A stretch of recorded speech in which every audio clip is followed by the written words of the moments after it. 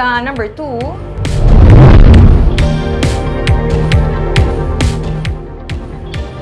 isa ka 5 katuig nga bata nga babayi sa Talisay City ang gi-report sa iya nga pamilya nga na missing. Pagkagabi tigayo na siya nga na-rescue gikan sa isa ka persona nga may upod nga duha ka mga menor de edad sa Bacolod City. Sunod sa DSSD, kasuhan sila sang abduction. May report si Romeo Subaldo.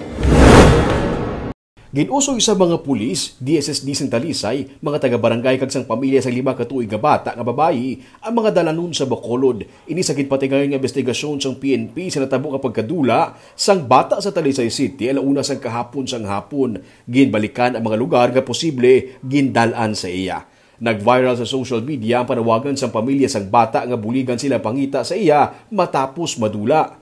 May mga nag-report nga nakita ini sa Bacolod City. Kag kagabi, tigayon ini siya nga na-rescue sa May Lasal Avenue. Sunod sa pamuno sang DSSD sa Talisay nga si Jonela Madrona, isa ka lalaki nga yara sa legal nga pangidaron, kag duha ka mga menor de edad ang ginatudlo nga nagkuha sa bata sa Talisay City. Gindalanin ng 3 ka perps nga allegedly, 2 ka minor, taka-adult. Kung na-recover dito sa Bacolod. Pero dami ko sa din siya na una na nakuha gid sang 3. Dali mo ko na sa Talisay. Amo na ang report. Ata naman ang in-interview namon, di pa makuhaan gidang suspect.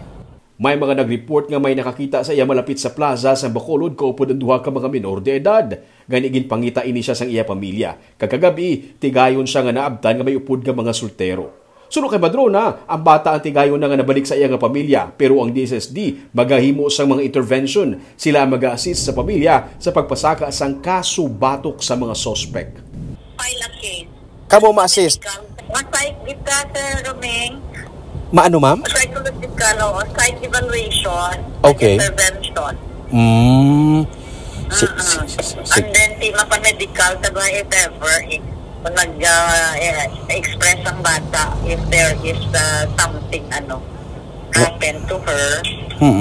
Posible magapakatubang sa kaso ng abduction ng mga suspect o si saon pa kung bala may nahimo sila sa bata kag dugang pagit-ini nga kaso kung mapamatud-an.